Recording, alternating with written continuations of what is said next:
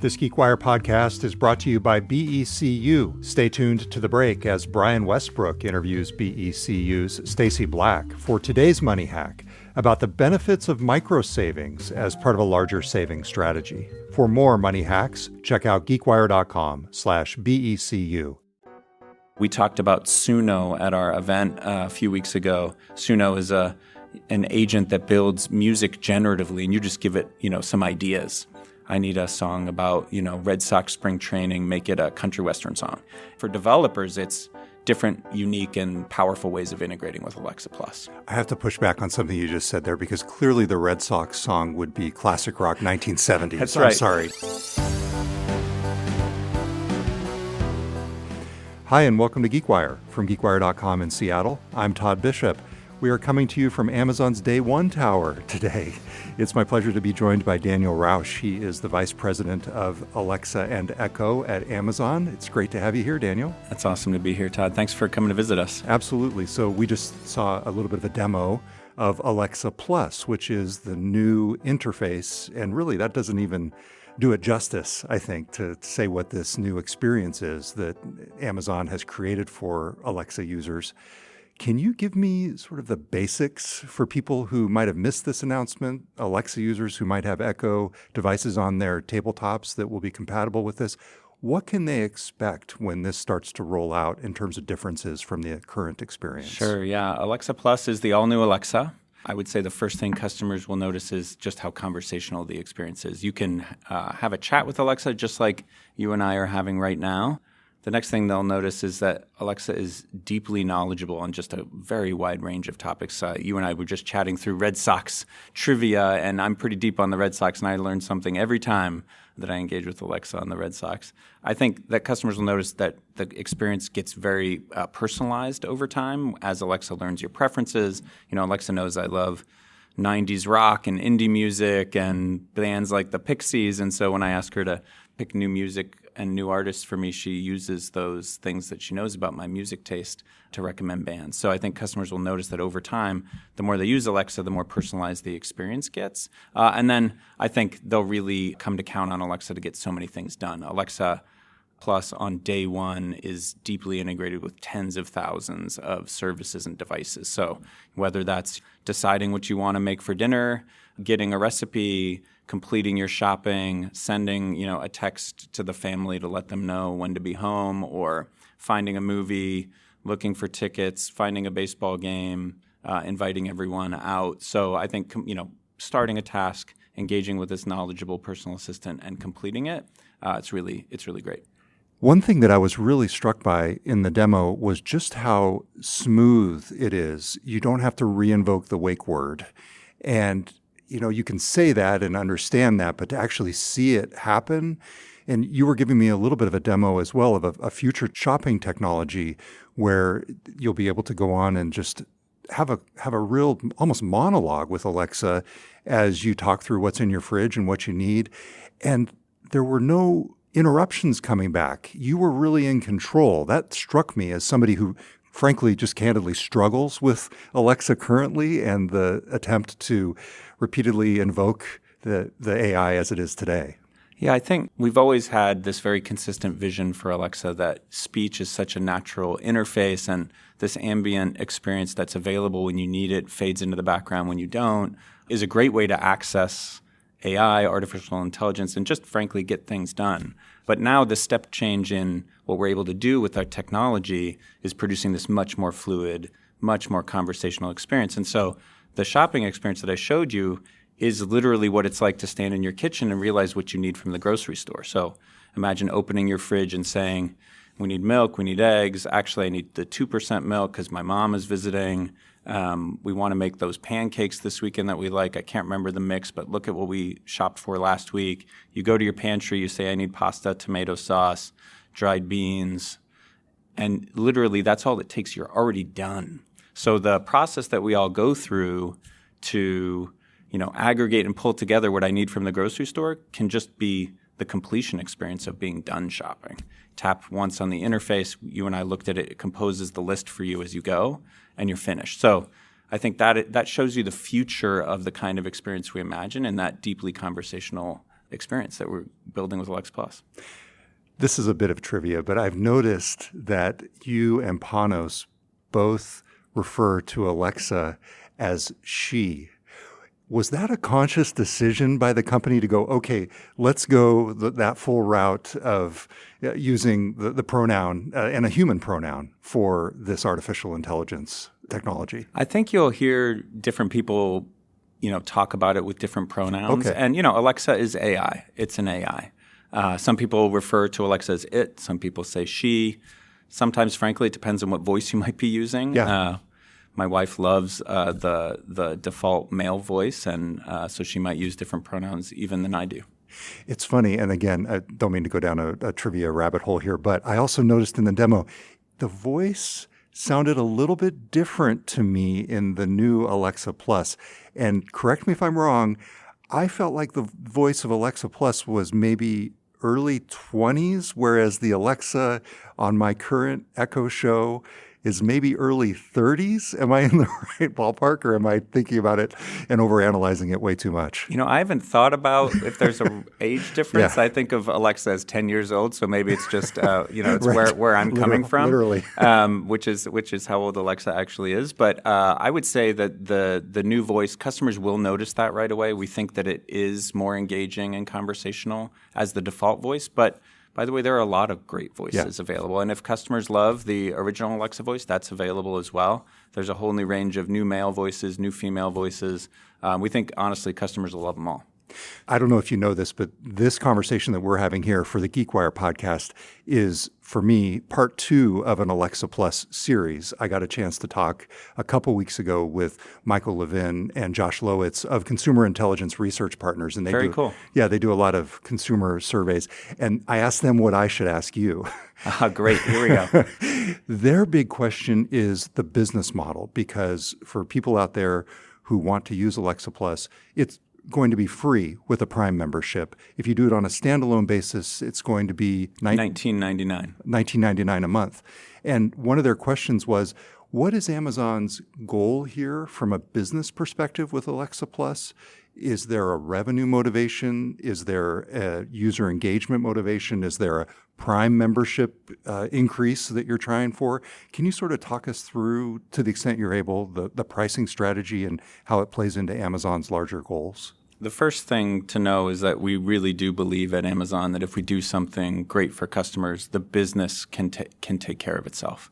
And I think that's just been true. It's one of the things I love about working here. I've been at Amazon a long time, and it's one of the persistent ways of thinking about how to build a great business. And that's just about doing something special for customers first, and it helps you really prioritize that. I think Alexa and Alexa Plus are a great example of that.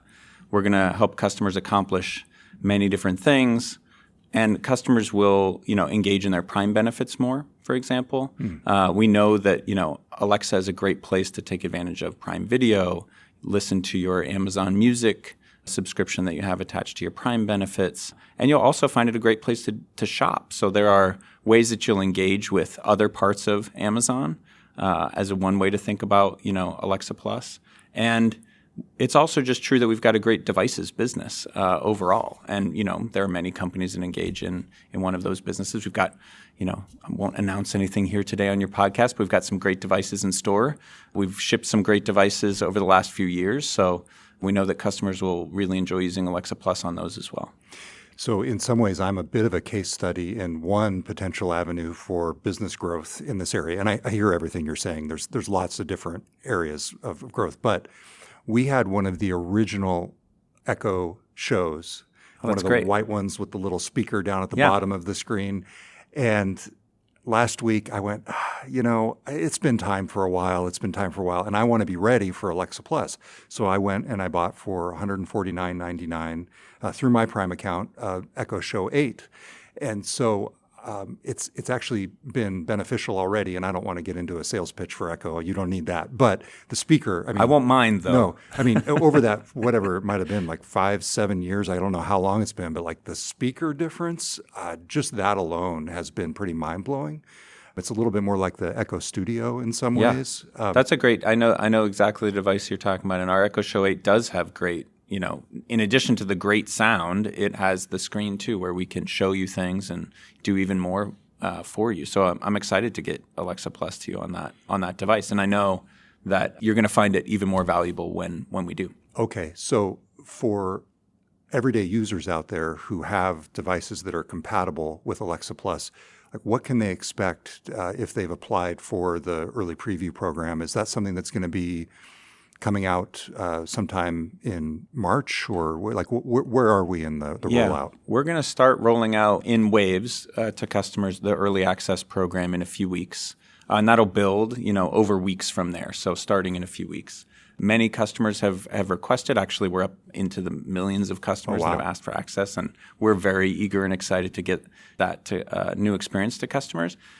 We have many customers out there, hundreds of millions of customers, and over 600 million devices. So it's going to take some time. We're going to be methodical in rolling out the new experience. And we're just excited and eager to hear what customers think. Now, I know that 600 million devices is Alexa enabled, so that's first party and third party as well. Are there explicit plans that you've announced so far to make Alexa Plus available beyond Amazon first party devices? Yeah, most of the devices in that 600 million, since you're asking about the composition, the vast majority are Amazon devices. But we will also roll out the Alexa Plus experience to third-party devices. I don't know that we've announced any in particular, but I'll give you some that are on the docket for sure. We will be rolling out to Samsung TVs, LG TVs, Sonos products, and Bose products as well. So those are just a few of the names. Customers do enjoy Alexa on Amazon products and on third-party products to us as well, and we're looking forward to get an Alexa Plus on those as well. Oh, that's good to know. Okay, so not to keep using myself as a consumer research focus group of one, but I'm also a Fire TV user. Oh, great! I'm customer A, Exhibit A over here. So covering the company, it helps to use the stuff. But Kindle Scribe, everything, all this stuff. So the experience that you were showing me here on the Echo Show 21. Will that be similar on the Fire TV, where I'll be able to see Alexa's text-based responses in addition to hearing her?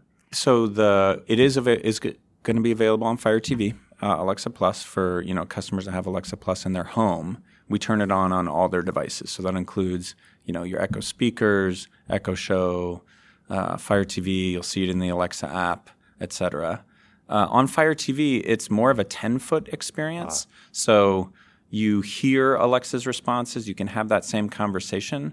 We have sort of held back on putting all of the text up on the screen, and we do more visuals. So I'll be interested to get your feedback when you get access to Alexa Plus. I mean, I think we'll end up tuning those experiences over time, but we think of the living room as important to optimize for that big screen, and customers want to probably ask Alexa some things and get back to their content versus having, very long exchanges.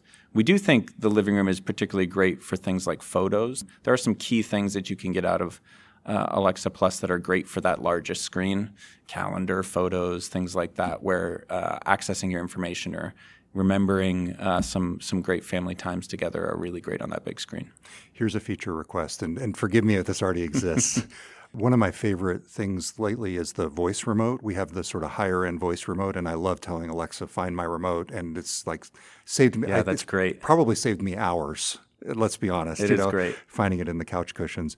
I would love to be able to toggle on a device like that between the Echo Show on my counter and the Fire TV on, the console in my living room. Oh, to use it on multiple devices? Yeah, to be able to control the Echo Show with the voice remote or the buttons on the remote specifically. Consider it on the backlog, Todd. I'm happy to take it to the team. Coming up after the break, how Alexa Plus will book restaurant reservations, event tickets, and home repair appointments, and complete other tasks as an AI agent. Brian Westbrook with GeekWire Studios. BECU Money Hacks with the lead financial educator, Stacey Black. Let's talk about savings. We have an episode devoted to savings, living for today and saving for tomorrow. Talk about micro savings. So the idea of micro savings is saving small amounts that add up over time. So it's less overwhelming and it feels more doable. Very approachable savings. And BECU has a program specifically designed to help you save. Yeah, it's called Save Up, and lots of financial institutions offer this. So check with your financial institution. It just kind of rounds up every time you buy something and transfers to your savings. That's great. And you don't have to think about it. It's an automated program. You've got a lot more tips in this episode of BECU Money Hacks. Stacey Black, lead financial educator. We're going to watch more at geekwire.com/BECU. Listen to the full interview and find more episodes of Money Hacks at geekwire.com/BECU and find more information at becu.org.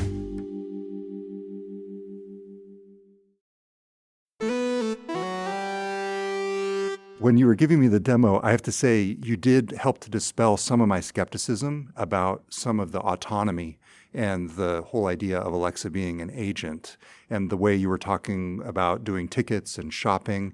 But I have to say that will be sort of my hurdle as a user, and I can imagine it will be for others.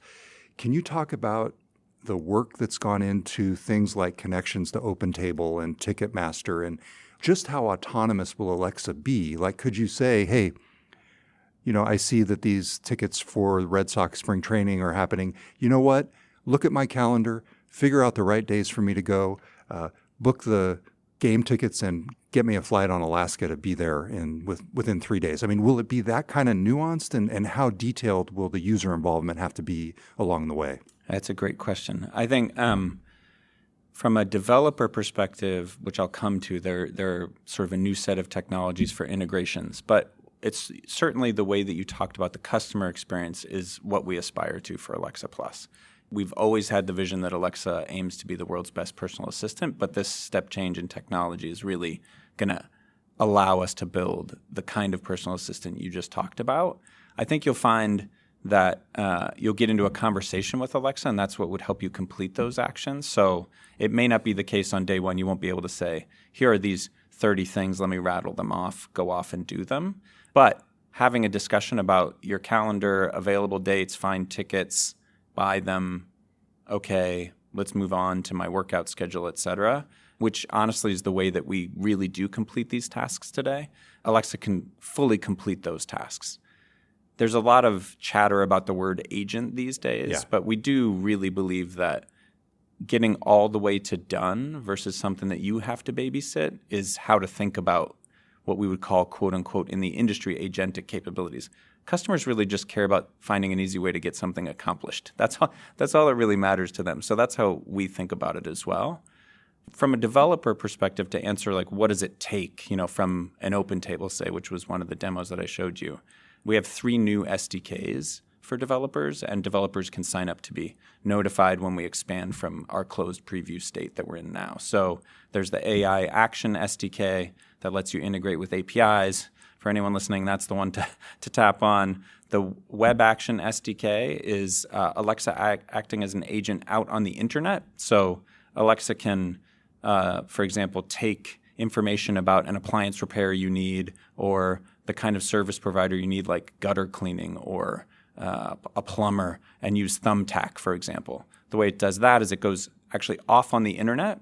Alexa goes to the website and takes all the actions on the website itself instead of through APIs and completes an action and comes back and tells you it's done.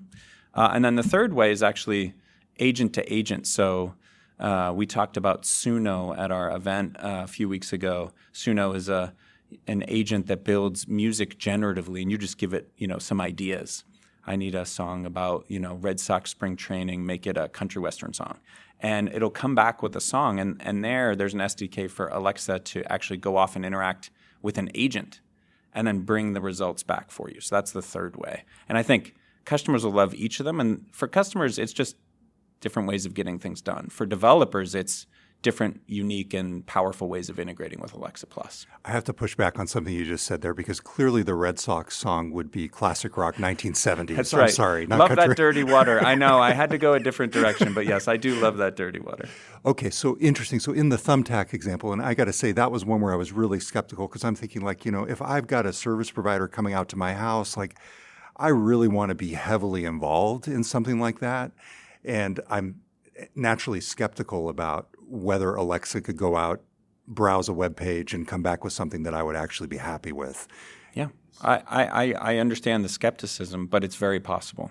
I think I'm going to tell your listeners that I will show you the demo after this podcast. You can edit in what you That's see fine. fit the Yes. results. But since we're recording here and Todd hasn't seen that demo yet. All right, this is Todd from the future. Just to confirm, after the podcast recording, Daniel did demonstrate Alexa Plus acting as an agent by booking a dishwasher repair through Thumbtack. Alexa gathered details via voice, filled out the web form step by step behind the scenes, and then sent a request, basically showing how it could autonomously complete tasks online and then notify the user as it progressed. It definitely worked. I'm not sure if it would make me give up the standard way of doing this type of thing with a keyboard and mouse or a smartphone app, but it was a proof point of the technology's capabilities. What we want to do for customers is find the right moments to involve them and the right moments to save them time.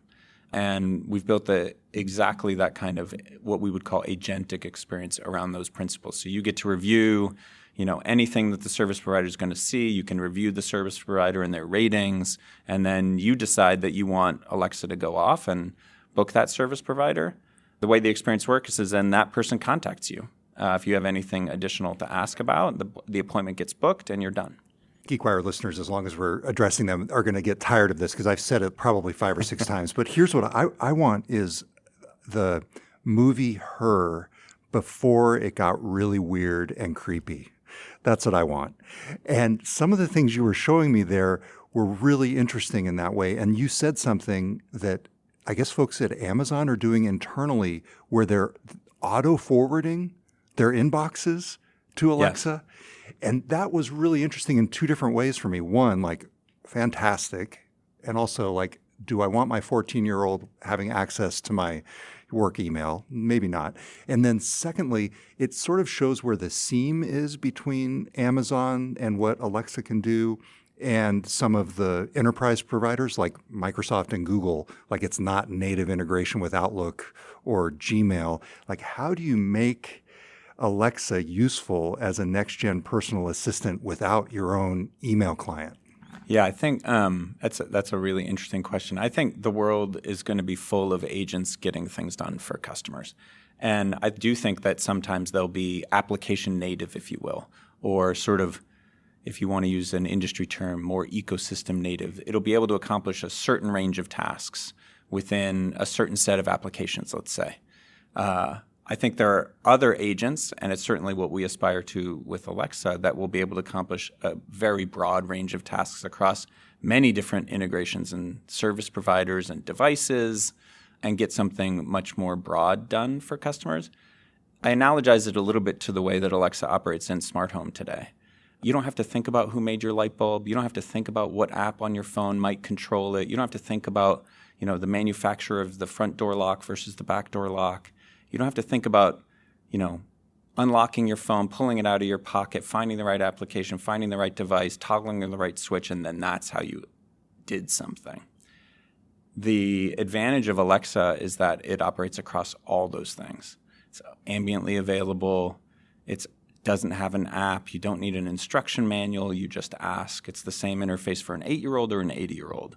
So I think that's the vision that we have for Alexa Plus and this sort of what we would call the world's best personal assistant that we aspire to. But I think customers will have all kinds of agents available to them. But that's what we want for Alexa. After the break, how Amazon is positioning Alexa Plus to work across devices. One of the things that really struck me in the demo that you showed me was the seamless nature of the cross-device functionality. So you uploaded a picture of a recipe from your phone.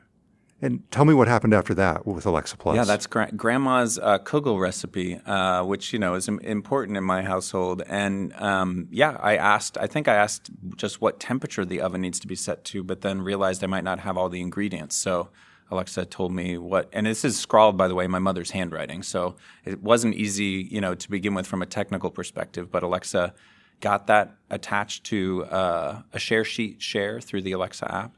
And then knew everything about the recipe, was able to tell me what temperature to set the oven to, was able to pull together the the ingredients list, was able to tell me about a substitution because I asked about not having cake meal flour. Frankly, don't even really know what that is. It's usually the grandkids and grandma making that recipe.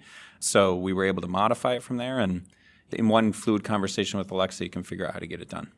And it struck me that you were then able to continue the conversation back on your phone on the Alexa app, which is a use case that I love on, just as an example, ChatGPT's voice mode, uploading a PDF on my computer, having it then follow me if I'm going around taking a walk and wanting to talk to it on my Echo Buds on my Android phone. Sorry, I'm turning into a human product placement here. Mentioned I all don't of mean them. to do that. We'll be sure to get them all. Some kind of bingo thing here. But then the other thing was, and actually, frankly, one of the things that intrigued me most about the Alexa Plus announcement was you're bringing Alexa back on the browser.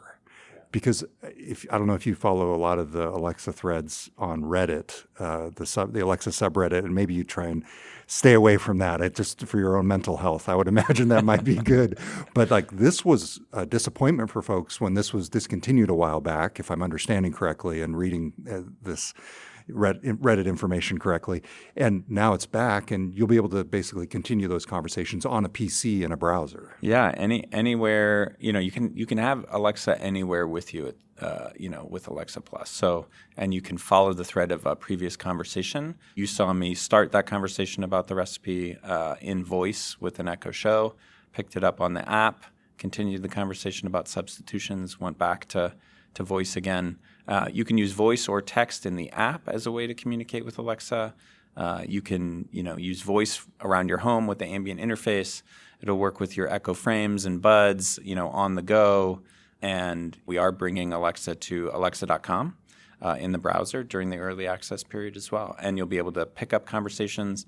I think each of those, what we would call modalities, has unique strengths for customers. So you might do a more deep research-oriented task, in your browser. You might kick off things in voice. I often have my phone in the cradle and kick off things in the Alexa app on my way home, and then I might pick up a deeper research task in the browser once I get there. So it's great to be able to trace those conversations across. I got a chance to talk last year with Panos Panay, the head of Amazon's devices and services business, and he explained that one reason why this took so long was that the infrastructure of the original Alexa, if you could call it that, the previous Alexa, made it difficult because you had to query different things for different scenarios, and there were different silos of, and I'm probably not characterizing this correctly. I should just ask you, what were the big challenges technically that the team had to overcome to make this happen? Yeah, it is a complete re-architecture of what Alexa is in building Alexa Plus. That previous sort of set of systems you talked about was a very rules-based system that had non-deterministic parts in it, and what was once state-of-the-art machine learning technology that helped us deliver a voice interface and respond in speech. But the new Alexa has been completely re-architected around large language models. There are many different models participating. We have a model-agnostic platform, I guess I would say, at its base. And then we have whole layers of service integration. We have a concept of experts, I would say, on top of the large language models.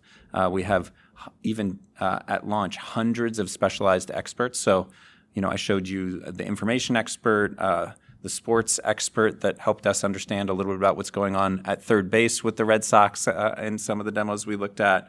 The ticketing expert that helped us look for tickets for the first time. The Red Sox would be in Seattle, and that was all just in one thread. Alexa moves fluidly across these aggregations of services and instruction sets and APIs, and there are hundreds of these specialized experts in this system that's brought together called Alexa Plus. And then, of course, there are multiple technologies to bring together the conversational experience that you talked about there, saying that you saw it as very fluid and you don't have to repeat the wake word. So there's a lot that goes into building that aspect of the experience. And then the last thing is really the knowledge grounding. Alexa is deeply grounded in information from many different sources, hundreds of sources actually, we listed as part of our announcement so that we get it right. Alexa won't always get it right, but the point of this deep knowledge grounding is to really get accurate, current information to customers that they want. Clearly, this is a huge upgrade, even just based on what you've shown. And obviously, you have to experience it. And I'm sure the proof will be in the pudding when people actually get to try it. And that still has to happen now at this point. But it's a huge upgrade over what Alexa has been. But at the same time, it feels like it's almost in this broader world of generative AI table stakes. And I know that's probably disappointing for you to hear somebody say, but like it feels like that's one challenge is, I can go on to ChatGPT and have an approximation of this experience already. And granted, I can't use ChatGPT to also, program my smart home and turn on my Amazon smart plugs and all that sort of thing. But I mean, it feels like you're catching up here in some ways. How do you go further long term than what people might just expect as table stakes in AI these days? I do think that, we're very inspired by the power of large language models. And, that's at the center of the architecture, as I mentioned before. And, the age of generative AI has shown us so many amazing things that you can accomplish. I think one of the clear learnings of building Alexa Plus and working so hard with this team, it's such a great team too, by the way, I would give them a big shout out, is that the model is not the product. Encountering a large language model is super powerful, and you can ask all kinds of questions about its native knowledge, and it'll return, delightful answers to you. And you can, for example, get a great vegan recipe for stir fry. But to be able to come through on that recipe by getting the groceries on the doorstep on time for me tonight, sending a text to the family to let them know that I've got dinner covered and it'll be there at 7:30, and getting real things done, I think is what we're really after with Alexa Plus. So we do want to be able to engage in deep conversations. We want to offer those conversations in continuity across different surfaces. But Alexa's not a chatbot. Alexa's Alexa. And Alexa, on day one, as Alexa Plus, has tens of thousands of services and devices integrated with it. So we think customers are going to love it. And we think one of the biggest things they'll love about it is how much they can do with it.